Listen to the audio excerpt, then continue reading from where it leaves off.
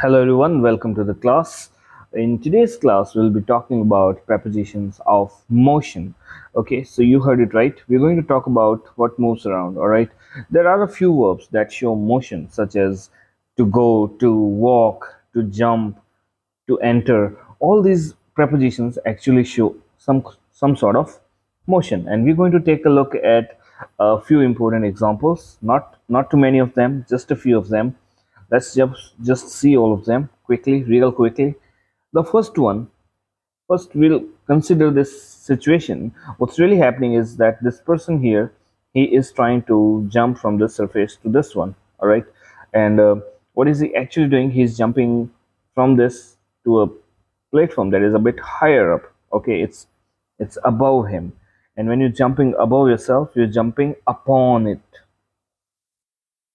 All right, when you're jumping from downwards to an upward plane, you're actually jumping upon it.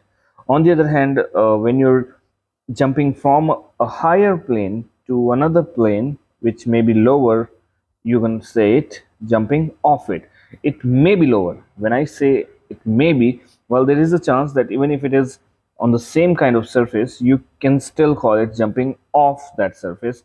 Although there is another preposition that will come, well, quite face to face with this one, because when you jump at the same levels, you use preposition onto, and well, the rightful person or rightful preposition to be used this way is definitely onto, but you can definitely use off in this circumstance as well.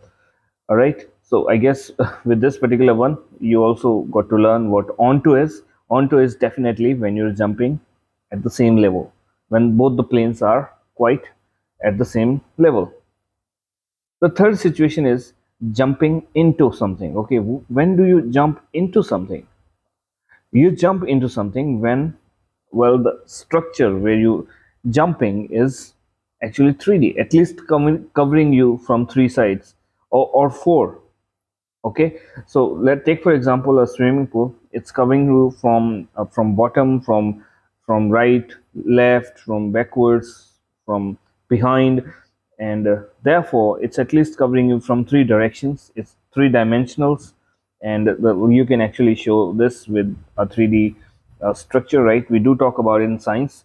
And what's really going to happen is when you're jumping into a surface that is closed from three sides, you use preposition into.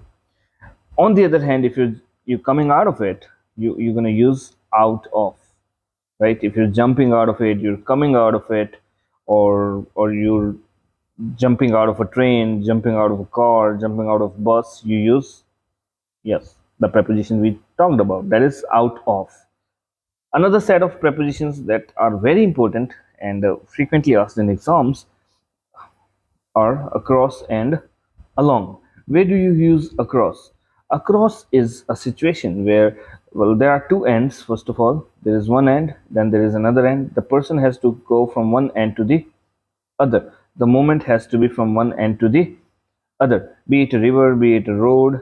Okay, they have ends, and when you walk across a road, it is like going from this place to this place, that is crossing the road. Okay, if you're going across a river, that is going from one end of the river to the other end of the river.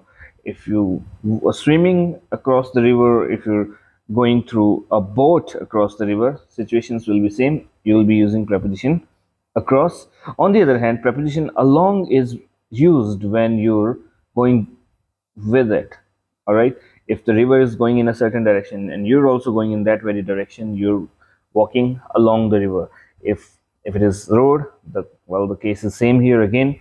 If the road is going to a certain direction and you're also following that very direction, you're going along the road.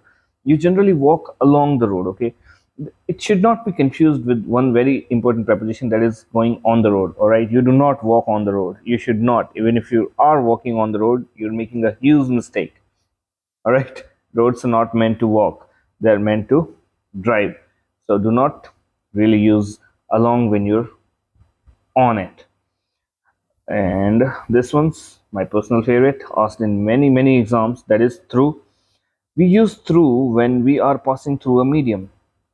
It's important to note that there has to be a medium. If there is no medium, you cannot use through.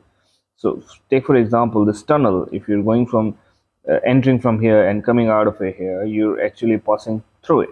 Okay. Uh, the question that I've seen mostly in exams is about a glass where the light is coming from this direction, entering it, and then crossing it. So you always use preposition through when the light is going through the glass. All right. If the wind is coming through the window, see, you gotta have a surface. All right. You gotta have a medium, which is letting things pass. That is letting three things go through it. Okay, so that should be it. I guess we did talk about all the very important prepositions. Let's meet in another class. Thank you. Thank you very much.